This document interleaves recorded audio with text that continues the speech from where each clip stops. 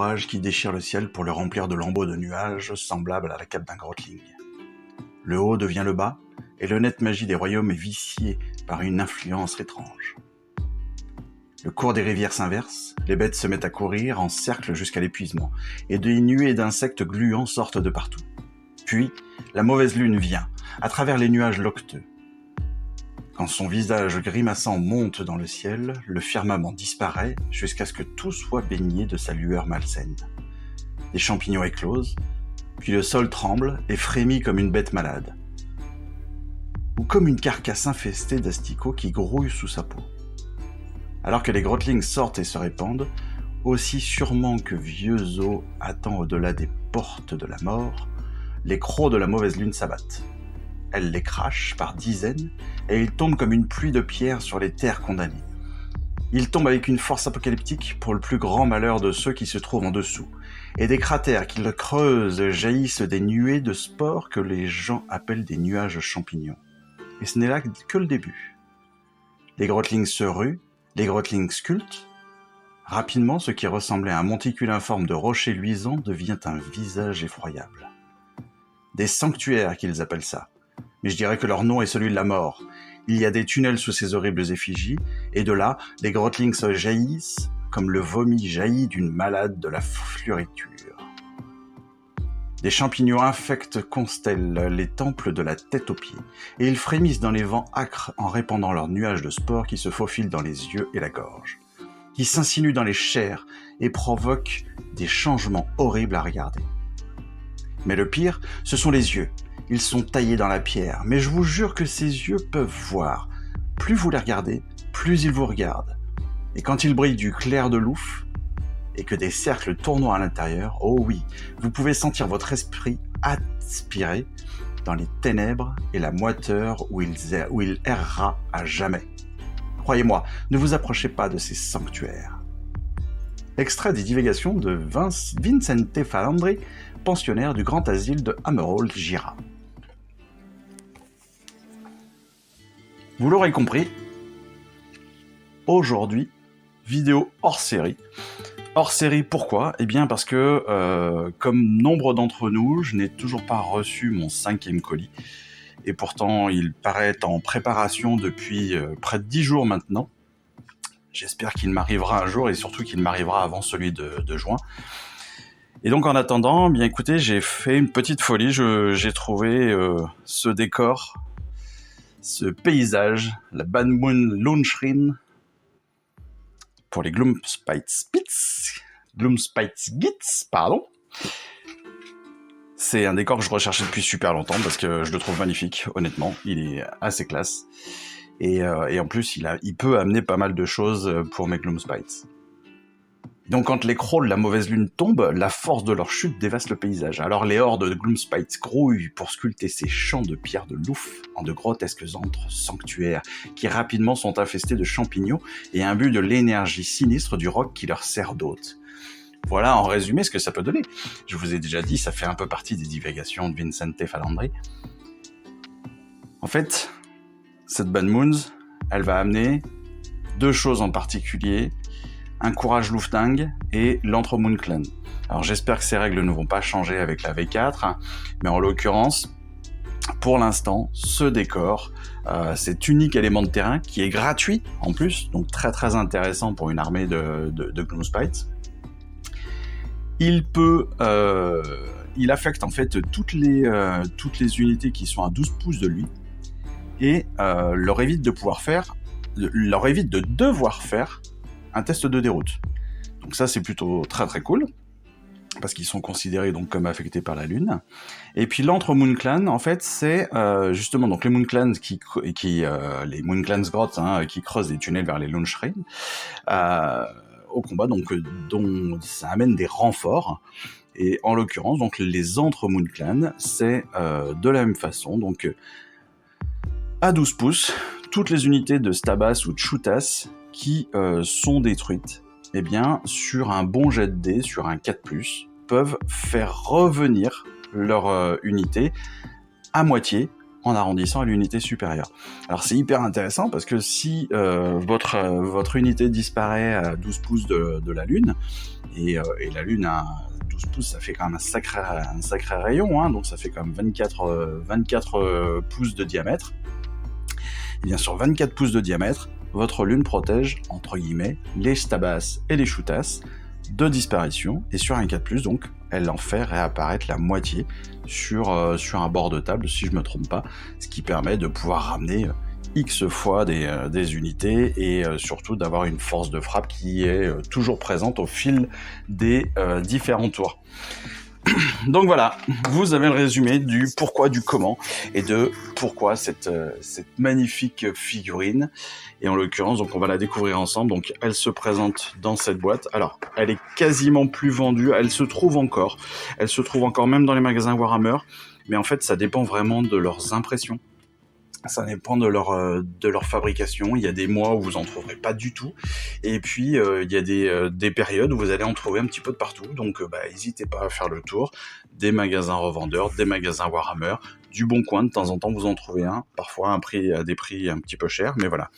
Ça se présente sous 2 grappes, 2 superbes grappes, hein, avec 2 pièces vraiment hyper grosses. C'est aussi ça que j'aime, et puis plein de petits champignons, et surtout plein de détails. Vous l'avez vu sur l'image principale, on a des champignons vraiment de partout, des spores, hein, vraiment, et puis voilà, deux squelettes, en fait, deux prisonniers, hein, qui sont comme ça pendus à la Lune. Je trouve que ce décor, pourtant, enfin, il est assez simple pourtant, et malgré tout, il peut donner un vrai effet sur une table. Et en plus d'avoir honnêtement une bonne taille, hein, parce que là, il fait, il doit bien faire une bonne quinzaine de... Enfin, il fait plus qu'une quinzaine de centimètres, bien sûr, mais il fait quasiment 7 pouces et demi de haut sur 7 pouces de large, à quelque chose près. Il n'est pas très épais en plus, donc c'est plutôt sympa. Mais voilà, ça donne déjà un joli petit décor à mettre au milieu de table pour pouvoir s'amuser comme il faut. Donc ce que je vous propose, un petit peu comme toutes les vidéos de montage, on va le découper ensemble. On va après, je vais le nettoyer hors caméra, et puis on va le monter ensemble. Ça n'a pas l'air hyper compliqué, même si j'ai l'impression ils sont quand même numérotés. Les éléments sont quand même numérotés, donc même pour ceux qui font ça figurine par figurine, enfin étape par étape, il n'y aura pas trop de soucis. Voilà. Après, à voir comment est-ce que vous voulez le peindre. Si vous voulez tout faire en gris, voilà, donc là vous allez pouvoir tout faire en même temps. Si vous voulez changer les couleurs, peut-être qu'il faudra adapter. Vous voyez, comme on a 2 lunes là, qui sont opposées, peut-être que certains vont vouloir faire une couleur différente pour chacune des lunes. Voilà, on pourra adapter comme ça. Moi, je pense que je vais tout faire. Je vais très certainement tout coller, hormis peut-être les champignons. Et puis je pense aussi les cellules, où je vais certainement les peindre à côté et puis les monter après. Parce que je pense que ce sera peut-être plus simple comme ça en termes de brossage et autres. Voilà. Les champignons, je pense que je vais les faire à côté, parce que comme vous voyez, il y a plein de petites couleurs. Ça va me pouvoir me permettre aussi de me laisser un petit peu de liberté dessus. Mais après, on va monter toute la grosse structure. Je vais monter le sol aussi. Très certainement cette corne-là, cette corne en bois, parce que je suis pas sûr que ce soit de l'ivoire. Et puis je vais monter les 2 lunes, comme ça ce sera fait. Voilà. Allez, on commence à découper tout ça. Évidemment, pour découper, on prend notre outil magique, notre pince. Et comme d'habitude, pour la pince, on va démarrer par les éléments les plus fragiles de nos grappes. Alors là, ça va pas être très compliqué pour déterminer quels sont les plus fragiles, hein. C'est très simple. Les plus fragiles, c'est clairement les cellules, parce que vous voyez qu'elles sont vraiment fines. Après, on fera les champignons. Parce que pareil, les champignons, c'est ce qu'il y aura de plus fin, mais là, il faut vraiment démarrer par les 2 cellules, hein, parce que clairement, si vous commencez pas par ces 2, la tension qu'il y a dans les autres pièces et en particulier dans la très grosse pièce, à mon avis, peut très facilement les abîmer. Déjà que là, juste en coupant, vous apercevez que vous pouvez presque les plier juste en coupant les pièces, ce qui est quand même presque affolant. Mais voilà, hop. Je vais aussi les mettre plus ou moins dans l'ordre. On a des pièces toutes simples, hein, donc ça c'est le dessous, hein, de la cage. C'est tout simplement le dessous de la cage, mais vous voyez le squelette qui est assis dans la cage, il est génial. Il est absolument génial. Ouais, je pense que je vais commencer d'ailleurs par le squelette. C'est ce qui me paraît le plus fragile. Toujours donc, hop, côté plat contre la figurine. L'autre côté, bien sûr, à l'opposé. Et on essaye de couper, encore une fois, dans l'ordre de la fragilité de la tâche. Voilà. Alors oui, je vous disais, c'est une vidéo hors série, malheureusement, parce que je n'ai pas reçu encore le colis numéro 5, à mon grand désespoir.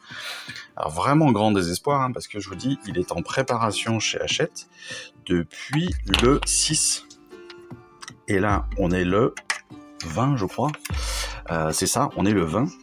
Et sur mon compte, sur mon espace client, il est toujours en statut en préparation. Et même pire que ça. Alors je sais que certains l'ont déjà reçu. J'ai vu une publication de quelqu'un cet après-midi sur Facebook qui vient tout juste de le recevoir aujourd'hui, donc je ne perds pas espoir. Mais dans mon cas, ce qui m'ennuie le plus et ce qui m'embête le plus clairement, c'est que non seulement il est en préparation, mais c'est qu'en fait, il a un numéro de Colissimo. Donc, non seulement il ne devrait plus être en préparation, mais il devrait être en livraison. Et la problématique, c'est que le numéro de Colissimo, il l'a depuis jeudi.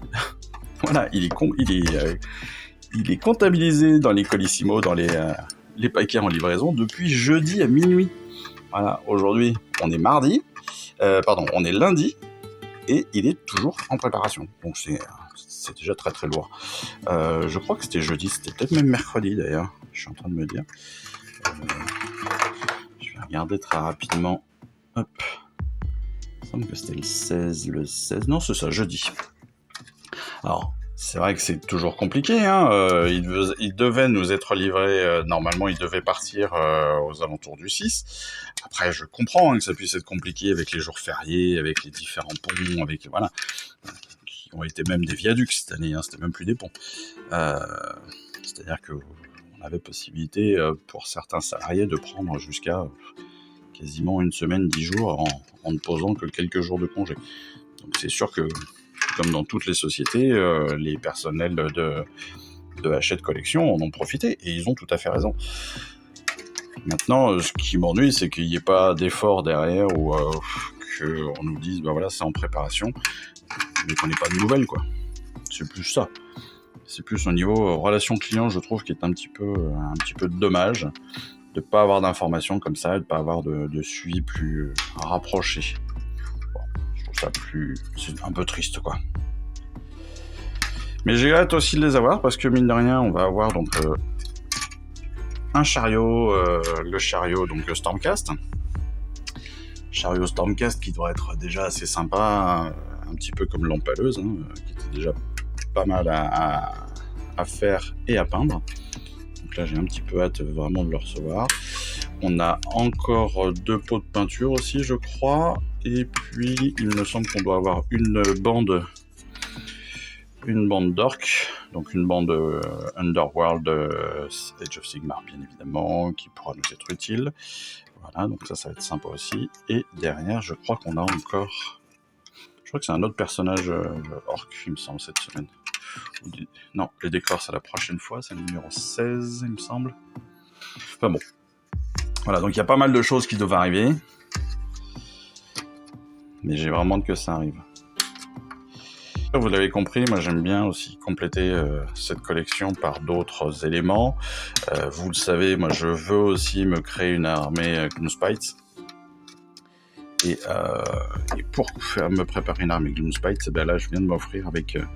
je fais quelques ventes sur le Bon Coin avec... j'ai un petit peu de Warhammer 40 000, donc je fais quelques ventes de 40 000. Et en échange, je m'achète d'autres éléments. Donc en l'occurrence, eh bien, je viens de m'acheter des ruines d'Azir, si je ne me trompe pas. Donc ça, je suis très content. Ce sont des modèles de la collection Stormbringer, pas Stormbringer, n'importe quoi, de la collection précédente, donc Mortal Realms. Et je suis très très content de les avoir bientôt. Et je suis d'autant plus content que j'aurai quasiment tous les décors en fait de Mortal Realms. Et ça, je suis pas peu fier, parce que je les trouve vraiment très très beaux. D'ailleurs, vous pouvez... Hop, vous voyez, j'en ai fini là il y a pas longtemps. Tac. Je vous les ai pas encore montrés, ils sont pas encore passés sur Insta, mais voilà. Je trouve qu'ils sont vraiment top. Et oui, j'ai rajouté juste un tout petit peu, ce que je vous disais. Un petit peu de mousse, et ça change déjà pas mal le décor. Et puis, vous l'avez peut-être déjà vu, j'ai une grosse tête aussi de Sigmar, avec ce ponton comme ça qui vient se rajouter au-dessus, que je trouve là aussi assez top. Avec des escaliers, bien sûr, je vous montrerai ça un jour sur Insta, bien évidemment. Vous aurez aussi sur Insta ma toute première figurine de Gloomspite. Et je suis pas peu fier. Alors non pas qu'elle soit extraordinairement belle, mais je suis très content en fait de ce que j'ai réussi à faire. Voilà, je vous la montrerai plus en détail, mais je trouve qu'elle est super sympa. Donc c'est un Loot Boss. C'est un Loot Boss sur Giant Squig, sur Giant Cave. Giant Cave Squigs. Et je l'adore. Voilà, je le trouve super beau. Et j'avais hâte de le construire, surtout qu'on va aussi l'avoir dans Stormbringer. Donc je me suis dit, fais-le tout de suite. Comme ça, même si tu te plantes, c'est pas très grave, t'en auras toujours un autre qui arrive. En l'occurrence, comme en plus, il a un choix, il a une possibilité de variante au niveau de l'arme du Loot Boss, et ben je me dis que ça peut être toujours sympa, sachant que là, je l'ai pas trop mal réussi, je suis assez fier de moi. Disons que ça aurait pu être bien pire. Et ben je vais pouvoir potentiellement monter l'autre figurine qui est dans la collection Stormbringer. Je vais pouvoir le monter avec l'autre arme. Et ça, donc je vous avoue que ça me ravit aussi. Parce que j'aime bien, c'est bête, mais j'aime bien avoir un petit peu tous les éléments possibles et imaginables. Voilà, vous avez vu donc que j'ai commencé donc par les toutes petites pièces comme d'habitude. Ça c'est vraiment important, encore une fois. Les toutes petites pièces, les pièces les plus fragiles en premier. Et puis après on fait le reste. Tiens, où est passé ? J'ai perdu mes champignons, ils sont là, c'est bon. Hop. On essaye toujours de repérer les éléments les plus fragiles. Et puis vous avez vu que j'ai sur la première grappe, j'ai clairement fini avec la lune en elle-même, qui, vous l'avez vu, est vraiment imposante par rapport aux autres pièces, même si les champignons sont pas très très fragiles. Les seuls vrais éléments fragiles dans ces deux grappes, ce sont évidemment les cages. Voilà. Une fois que vous avez fait les cages, bon, la découpe du reste va se faire assez facilement, assez rapidement. Même là, sur cette deuxième grappe, en dehors des cages, même les cordages là que je viens de finir sont assez solides. Cette partie-là est assez solide. Les champignons ici en 25 sont aussi assez solides. Bon, voilà. Et donc, j'espère que vous suivez l'actualité aussi de AOS, parce qu'en effet, en ce moment, elle est très très riche. Et vous êtes certainement tous au courant maintenant. Ou en tout cas, si vous ne l'êtes pas, je vous invite à vous renseigner aussi. La V4, donc la version qui suit la version que l'on retrouve dans Stormbringer, va sortir cet été. Avec une boîte de lancement qui est complètement folle. Mais complètement folle. Dans le sens où elle est monstrueuse. Elle est de figurines, elle est monstrueuse, c'est-à-dire qu'elle est pleine de figurines. On a 74, je crois, 74, 75 figurines, 74 je crois. Je crois que c'est 50 et 24. Donc 74 figurines, 50 Skaven, 24 Stormcast, des figurines qui sont retaillées pour certaines chez les Stormcast. Parce que vous le savez, je crois que j'en avais déjà parlé, il y a des figurines qui vont disparaître du Battle Tom Stormcast. En fait, pour la plupart, je pense qu'elles vont être très clairement, simplement resculptées, et puis elles ressortiront. On a l'exemple sur certaines qui vont réapparaître directement dans la boîte de lancement. Mais surtout, donc, non seulement donc, on a 74 figurines, ce qui est déjà énorme. Hein, clairement, c'est énorme. Mais en plus, on a le livre de règles avec tout le lore sur 144 pages, je crois, ou 244 pages, je sais plus. Enfin, bon, déjà un bon gros bouquin, couverture dure et tout la totale. En plus de ça, on a toutes les chartes d'unité. On a aussi des cartes pas de mission, mais des cartes de stratégie, si je me trompe pas. Et puis surtout, il y a une petite nouveauté qu'ils avaient annoncée, qui sera normalement aussi disponible gratuitement, si je ne me trompe pas, qui sera gratuitement disponible sur leur site. C'est un nouveau style de jeu qu'ils sont en train de lancer pour AOS, et qui apparemment, d'après tout ce que j'ai vu et lu, paraît assez génial à découvrir et à jouer. Ça va permettre justement de pouvoir découvrir AOS pour ceux qui ne connaissent pas du tout, avec des unités, avec un peu moins d'unités que ce qu'il faut pour AOS classique. Donc ça peut être sympa, genre ça va être des parties à 5 ou 600 points je crois, quelque chose comme ça. Alors que AOS on est plutôt sur du 1000-2000. Mais c'est surtout que ça va être hyper stratégique, ça va être hyper rapide aussi à jouer parce que ça se joue en 1 heure, 1 heure et demie, voire 2 heures grand max, alors qu'une partie d'AOS ça peut aller très très rapidement sur 2-4 heures, entre 2 et 4 heures. Voilà, et puis on va avoir un tapis de jeu, il y a d'autres cartes, enfin voilà. Et alors, certes, elle va faire 210 €, mais honnêtement, je pense que cette boîte de lancement est pas très chère. 210 €, moi je vous invite aussi, si vous êtes intéressé, à vous renseigner, alors directement dans vos magasins Warhammer bien évidemment, mais il y a aussi pas mal de revendeurs qui vont faire des offres. Moi je sais que je me suis déjà renseigné. Alors je vous ai toujours dit pour l'instant, hein, moi j'ai pas d'avantage à vous conseiller plus une boîte qu'une autre. Aujourd'hui, étant donné que je suis montpelliérain, la seule information que je peux vous donner, c'est un magasin qui est sur Montpellier, qui est sur Montpellier. Et ce magasin, il fait 10% de remise, je crois. Et sur la boîte de lancement, au lieu d'être à 210 €, on va être à 189. Ce qui est déjà pas mal. Ça fait déjà 20 balles de gagné. Donc c'est plutôt cool. Et donc voilà. Donc faut pas hésiter à regarder. Donc en l'occurrence, là, c'est Table Rase qui est à Montpellier. Si vous connaissez pas, je vous invite aussi, si vous êtes du coin et que vous connaissez pas, je vous invite à aller les voir, ils sont super cool. Ils sont pleins d'infos. Bon, j'ai vraiment adoré ma visite chez eux. Et voilà.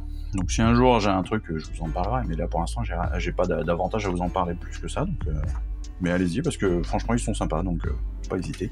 Comme je vous ai dit, pour l'instant, moi tous les magasins que j'aime, j'hésite pas à en parler, parce que quand on a de bons conseils, quand on est bien accueilli, et qu'en plus les tarifs sont pas déconnants, il n'y a pas de raison de pas en parler. Voilà pour cette première étape. Vous avez bien vu, c'est assez rapide. Je vous montre juste avant même d'être nettoyé. Voilà à peu près la taille quand même de cette lune qui va être extraordinaire. Je vous avoue, alors là, par contre, je viens de découvrir quelque chose qui est pas forcément le truc le plus sympa au monde. Je viens de découvrir, en fait, j'ai ouvert cette boîte quasiment aujourd'hui, hein, ça fait un petit moment que je l'ai reçue et je voulais la monter petit à petit, mais voilà, le fait que je reçoive pas l'autre colis est une bonne occasion pour vous la montrer. Mais je viens de m'apercevoir en fait que c'est une figurine d'occasion, bien évidemment, c'est une boîte d'occasion, hein, elle était pas ouverte, mais je l'ai achetée en occasion sur le Bon Coin, et la personne qui me l'a vendue fumait. Et ça se sent. Et donc je l'ai nettoyé, je l'ai nettoyé déjà au liquide vaisselle, à l'eau et tout pendant très longtemps, mais la boîte a pris l'odeur du tabac, c'est assez terrible, et le plastique aussi. Donc si vous achetez d'occasion ou si vous fumez, attention à ça, parce que toutes vos figurines vont sentir le tabac derrière. Voilà. Et si vous achetez en occasion comme moi, faites attention, si vous achetez un fumeur, votre figurine peut aussi derrière sentir le tabac. et c'est pas forcément très agréable. Voilà. Mais en l'occurrence, pour juste vous donner encore une fois une petite référence, voilà à quoi ça va pouvoir potentiellement ressembler. Alors, sans les champignons, d'accord, mais voilà la taille. Vous voyez quand même qu'elle est balèze. Hein. Franchement, elle va être énorme. Moi, je la trouve super. Puis le regard, la bouche là, les dents menaçantes et tout, le nez cornu comme ça avec les champignons dessus, je trouve ça génial. Il est super beau. Elle est super belle. Elle est super belle cette lune, ce décor est super beau, voilà. Tous les qualificatifs fonctionnent, tous les pronoms fonctionnent, c'est génial. Enfin bon, bon allez, on va passer au nettoyage et puis on se retrouve après pour le montage. Allez, à tout de suite. Allez, on se retrouve. Comme prévu, on est là maintenant sur la partie montage, donc j'ai bien évidemment pris le manuel, donc on peut voir hein, que c'est un décor qui maintenant a plus de 5 ans, donc j'espère qu'il sera toujours accepté dans la V4, parce qu'encore une fois, j'avoue que ça m'embêterait de l'avoir acheté pour rien, et c'est surtout que ça m'embêterait de ne pas pouvoir en servir, parce que, encore une fois, je le trouve superbe. Donc vous voyez que le début du montage est assez simple. Je vais très vite procéder comme d'habitude, hein, ce que je vous dis souvent, à du sous-assemblage pour profiter très clairement des possibilités que je vais pouvoir avoir sur la peinture des champignons entre autres. D'autant plus qu'il y a pas mal de choses qui vont être assez faciles d'accès, à mon avis, même une fois posées, donc je pourrais toujours revenir dessus. Donc voilà, je pense que je vais avancer à peu près jusqu'à la partie 9, donc à peu près jusque là où on commence vraiment à poser les champignons un peu de partout, et puis après sur les cages, ça je le ferai clairement dans un second temps, je ferai les cages et puis le montage, voilà, la peinture de tout ça, je sous-coucherai tout ça à part, et puis je ferai le montage comme ça. Pour les socles, ces deux parties de socle là, elles comprennent des parties, elles comprennent des champignons aussi. Je vais me poser la question. Je vais me poser la question de est-ce que je les mets, est-ce que je les mets pas. Ouais, je suis pas sûr que bon. Il ne va pas y avoir trop de difficultés non plus hein, à les mettre ou à ne pas les mettre. Hein. Je pense que ça devrait pouvoir se gérer assez facilement. Mais voilà, bon, je vais hésiter et puis je vais voir ça au dernier moment. En tout cas, ce que je vais faire de façon assez sûre et assez certaine, c'est le montage de toute la structure. Hein. Ouais, vous voyez, jusqu'à cette partie-là. Peut-être que les racines, je les ferai dans un autre temps. Pareil, comme je vais pouvoir les assembler ensuite. Voilà, je pense que je vais faire ça après. Je ferai certainement un montage à blanc là pour voir si c'est facile d'accès ou pas. Et puis voilà. En gros, vous avez la théorie de comment est-ce que je vais le monter. Et donc on est parti. Comme on est sur ce qu'ils appellent là, on est sur une maquette expert. On n'est pas sur le easy to build. Alors pourquoi c'est pas expert en soi, hein, c'est pas difficile à faire. C'est juste que comme on n'est pas sur du easy to build, en fait, il n'y a pas des picots qui viennent s'insérer les uns dans les autres tout le temps. On est vraiment sur une partie colle pure et dure. Donc là, vous voyez que ne serait-ce que sur cette première partie-là, il va falloir qu'on en colle toute la figurine, quasiment. Même pas quasiment d'ailleurs, il va falloir qu'on en colle tout le bord de cette figurine-là, de cette partie-là, pour pouvoir bien coller ces deux éléments. Même s'ils viennent s'emboîter l'un dans l'autre, parce que vous voyez qu'il y a un tout petit rebord ici qui vient juste s'insérer devant là. Même si on a cette partie-là, il va falloir vraiment en coller le tout. Donc, mine de rien aussi, aller assez vite. C'est vrai que là, si vous avez une colle qui est qui s'utilise avec un pinceau, vous aurez peut-être une facilité de traitement, clairement, parce que ce sera peut-être plus simple à faire. Moi, j'ai pas ça, j'ai que la colle citadelle classique. Peut-être qu'un jour, une fois que j'aurai plus de colle citadelle, peut-être que je passerai sur une autre marque avec un pinceau, ce qui peut être aussi très très sympa à utiliser. Là, pour l'instant, voilà, moi j'ai les outils qu'on veut bien me donner. Je veux bien que j'arrive à récupérer dans les collections. Parce qui est plutôt très cool d'ailleurs, hein, parce que pour l'instant, moi j'ai jamais acheté de... Je crois que j'ai quasiment jamais acheté de colle hein, depuis que j'ai repris... Non, j'ai jamais acheté de colle depuis que j'ai repris le hobby, en fait, hein, il y a 3-4 ans. Enfin, quand je dis repris, c'est pas le cas. En fait, j'ai racheté, j'ai recommencé à acheter. Maintenant, comme je vous ai dit, j'ai vraiment repris depuis février, là. Depuis janvier, depuis le lancement de Stormbringer. Parce qu'avant, les collections 40K, je les faisais pas, en fait. Je les achetais, j'en ai acheté une partie, j'en ai collé une partie, puis maintenant, je les revends, parce qu'en fait, je m'intéressais pas beaucoup plus que ça, en fait. Alors que là, vous l'avez vu, non seulement je suis dedans,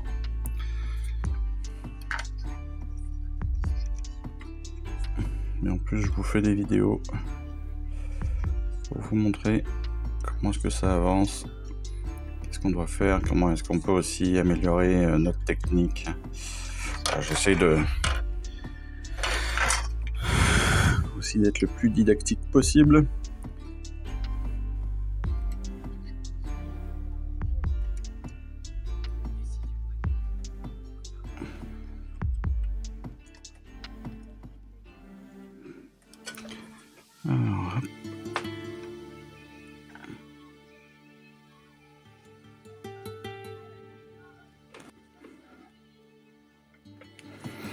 Alors c'est assez amusant, bizarrement.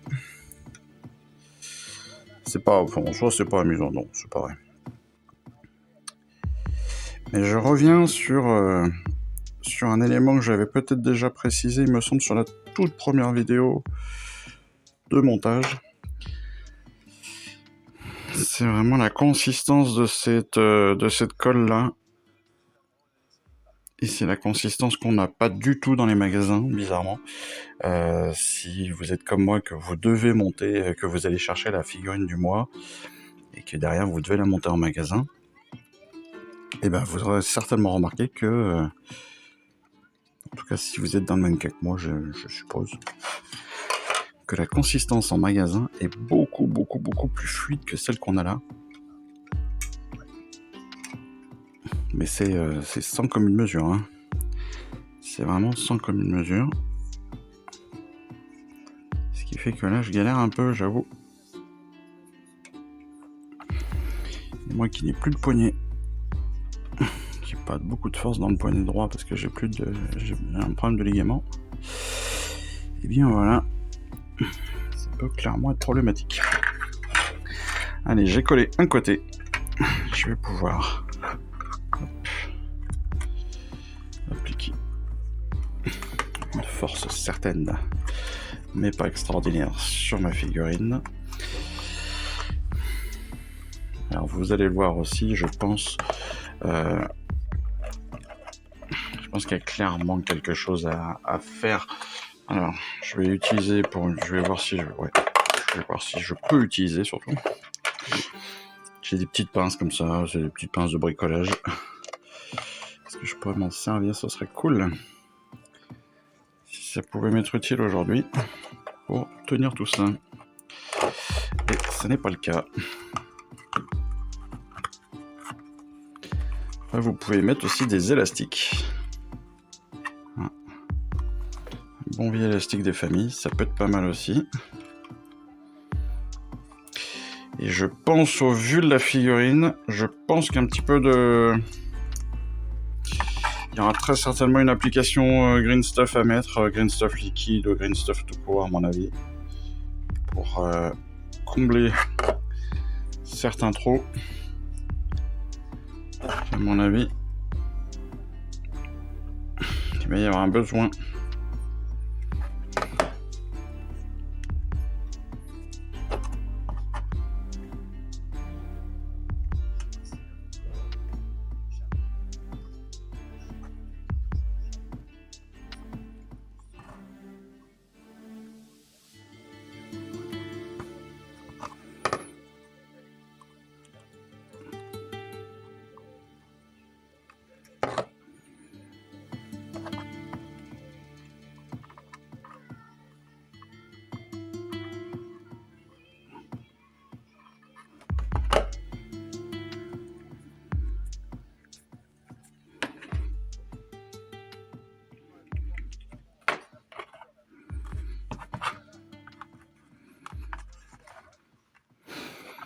Et j'ai remis un petit peu de colle un petit peu de partout pour que ça colle bien, pour que ça se fusionne bien.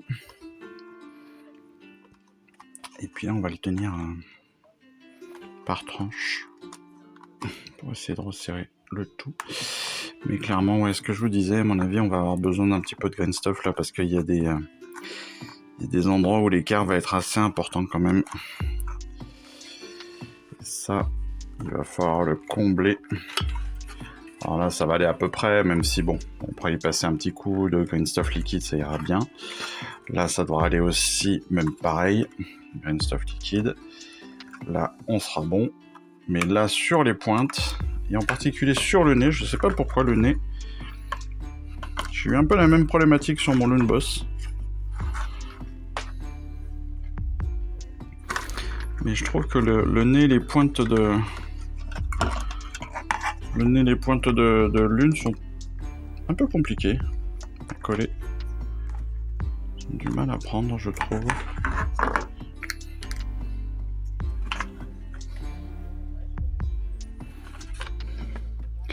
Et même si je vous disais, franchement, là, on est vraiment sur... Ce décor est génial.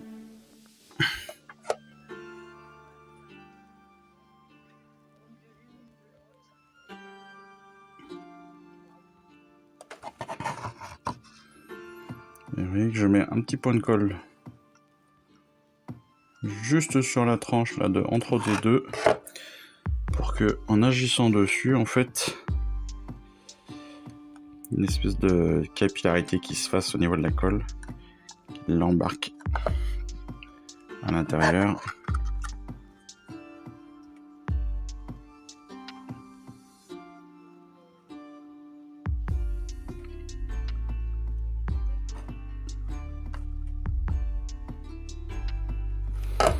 Toc.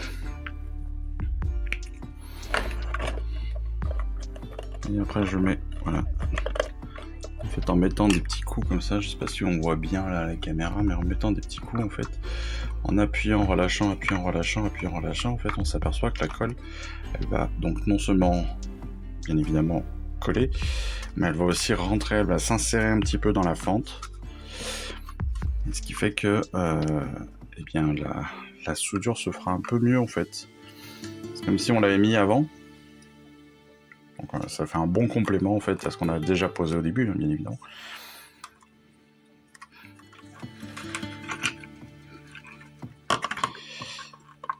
Et on fait toujours attention aux autres points, et en particulier au nez, encore une fois, le nez est très.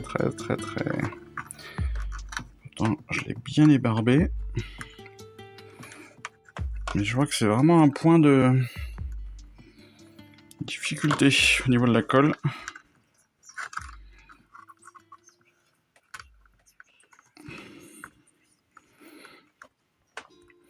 Voilà. Oui, ma position, ça me permet de tenir les 3 points, à mon avis, les plus importants, c'est-à-dire les 2 bouts de la lune, le bout du nez. Et voilà, ça va refroidir gentiment. Et puis je vous dis, avant de se coucher, je passerai un coup de green stuff liquide, à mon avis, pour combler un maximum les trous. Ou si vous avez un petit peu de green stuff tout court, c'est-à-dire un petit peu de pâte qui va venir combler les trous là qu'on va pouvoir après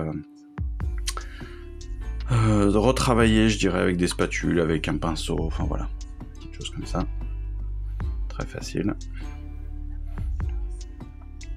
Très pratique surtout. Et là, je pense qu'on est pas mal en termes de colle. Check. Il n'y a plus beaucoup d'écart. C'est bien passé. Devant aussi.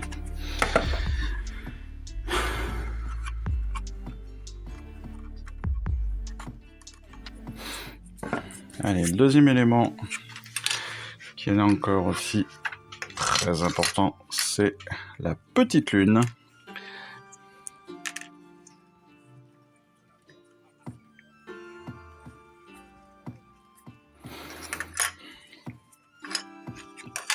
Pareil pour la petite lune, hein. Donc là, vous avez compris, on va vraiment faire tout le tour de la file de cette de ces deux morceaux qui viennent s'emboîter l'un dans l'autre.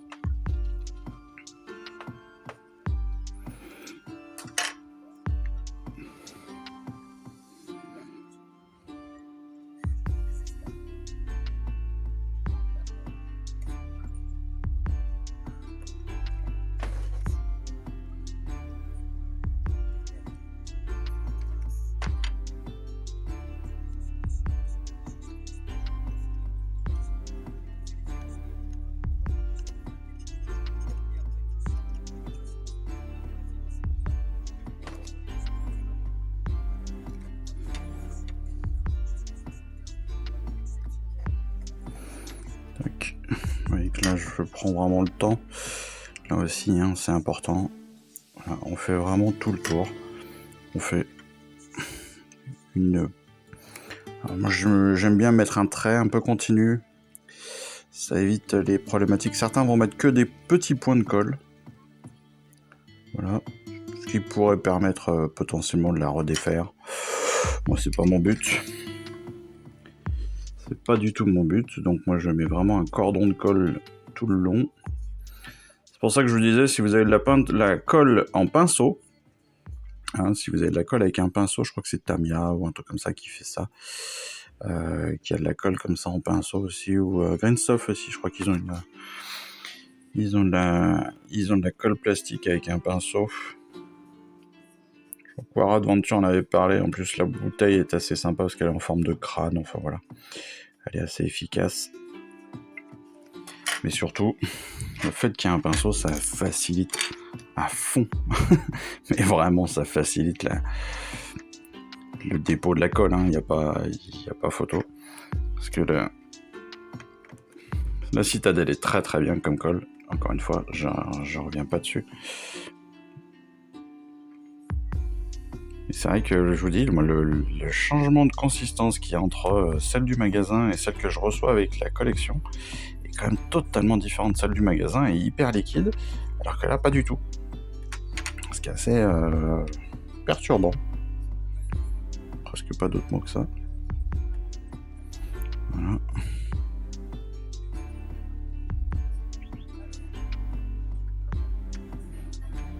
Allez, là c'est même encore mieux, j'ai mis un double cordon, donc normalement je suis très très bien au niveau de la colle. Tac. Je prends mes deux éléments. Hop. Évidemment, on les prend dans le bon sens. Ça évitera les bêtises. Et pareil, on applique bien une pression assez constante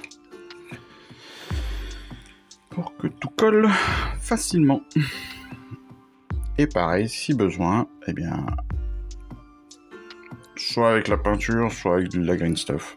Ça peut se faire aussi avec la peinture, c'est un peu plus bourrin, même si ça se voit moins sur du décor.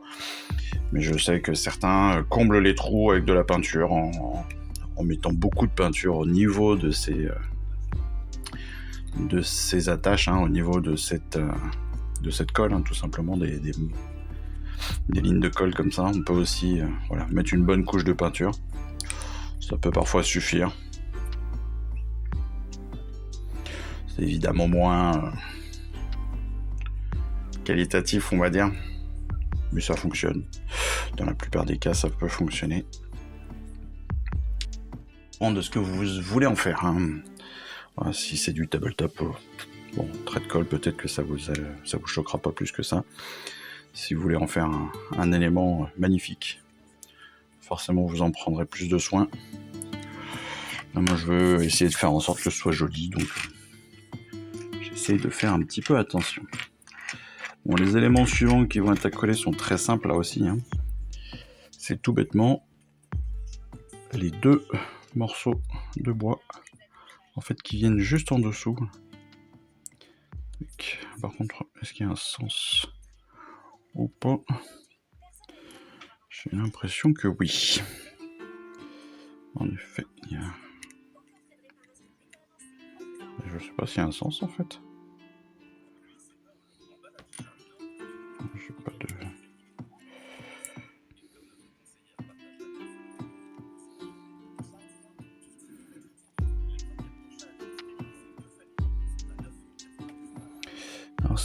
petit peu particulier, j'ai l'impression. D'accord. Donc, ok. Je les avais pas pris dans le bon sens. Donc les deux morceaux de corde vont partir donc de la lune, ici, s'accrocher autour, là, donc de ce qui va être derrière le... Ça va finir comme ça. Donc la corne, on va dire. Pour l'occurrence, plutôt vers le bas, je crois. On verra bien. Non, pas vers le bas. Mais voilà. Donc faut pas les coller trop bas. Faut pouvoir les coller tout court.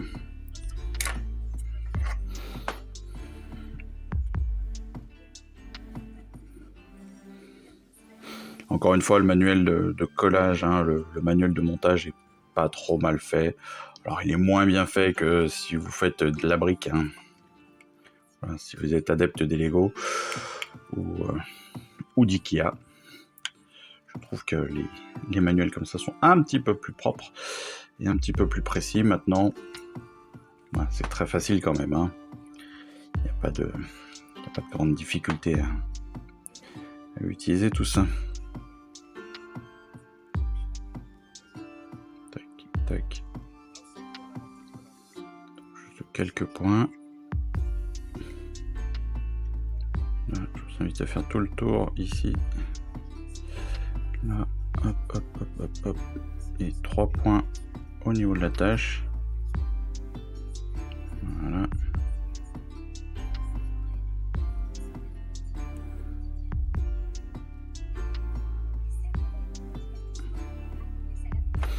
Hop.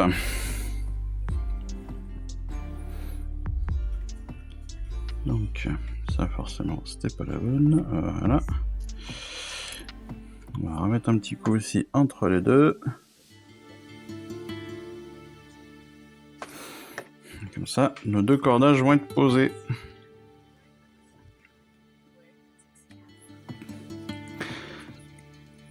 Pareil, un petit point de pression comme ça. Pression à peu près constante, quelques secondes. Quand je dis quelques secondes, c'est 20-30 secondes maxi. Ça suffit pour tout coller.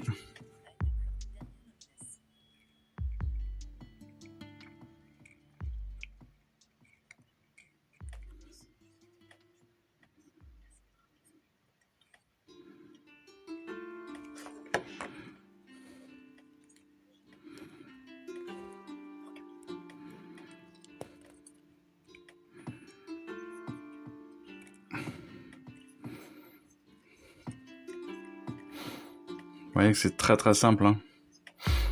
Ça se monte quand même assez rapidement. Surtout si comme moi vous n'allez pas tout monter. Et on en est déjà à cette partie-là, hein, donc c'est quand même très très rapide. Voilà, il vous indique vraiment plus. C'est très simple. Hein.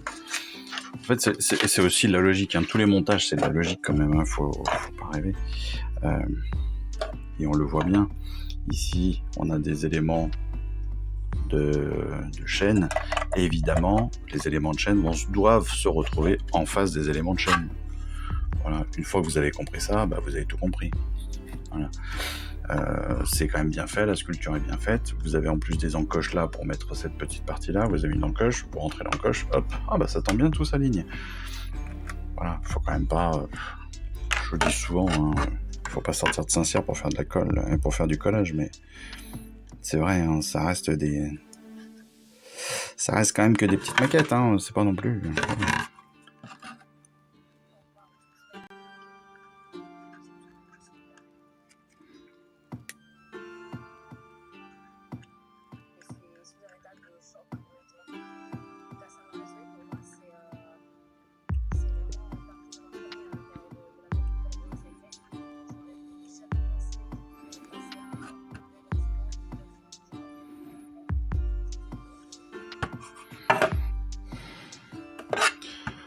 Hop.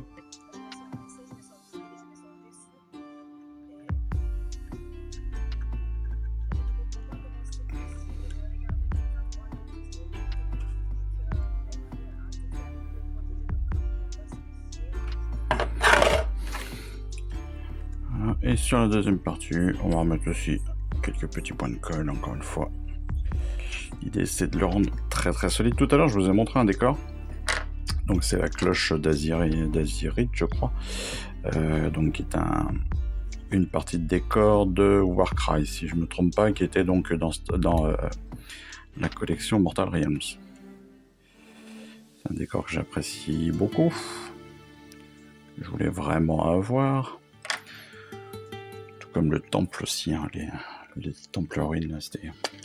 Je vous l'ai déjà montré sur mon Insta. Mais voilà, pourquoi est-ce que je colle beaucoup, et en particulier les décors? C'est parce que la cloche que je vous ai montrée, par exemple, je l'ai fait tomber... En fait, c'est pas que je l'ai fait tomber, c'est qu'il y a certains points qui sont très très fragiles, et entre autres, justement, les cages sur le bord de la cloche, qui à chaque fois que vous les posez, à chaque fois que vous le heurtez, peuvent se casser. Et donc maintenant, je mets sur les décors, j'avoue, je mets une quantité de colle qui est bien plus importante que sur la figurine. Figurine qui est pourtant souvent plus fragile que les décors, mais qui, pour moi, tombent moins, se font moins mal. Parce que croyez-moi que mes décors, ils sont maltraités, bizarrement. Tadam! Ça avance super bien, je trouve. Ça avance super bien. Allez hop, là.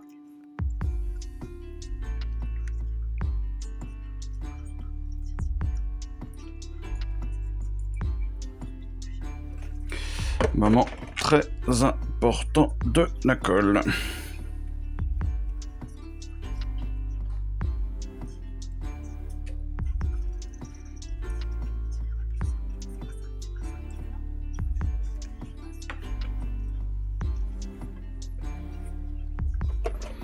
Et hop. Alors.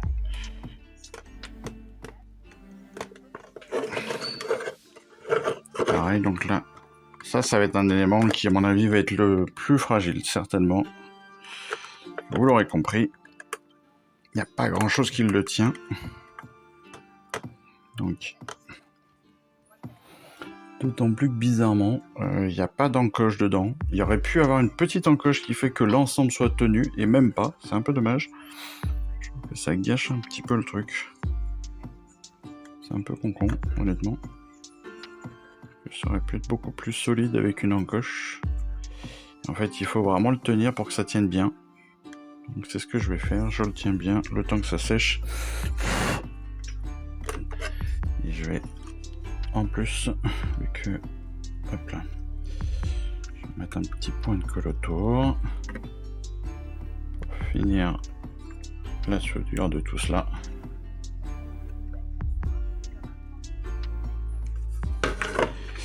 Voilà. Entre chaque pause, bien évidemment, je referme le tout pour que tout tienne bien, que tout soit bien posé. Et là, on est pas mal. On commence à être pas mal.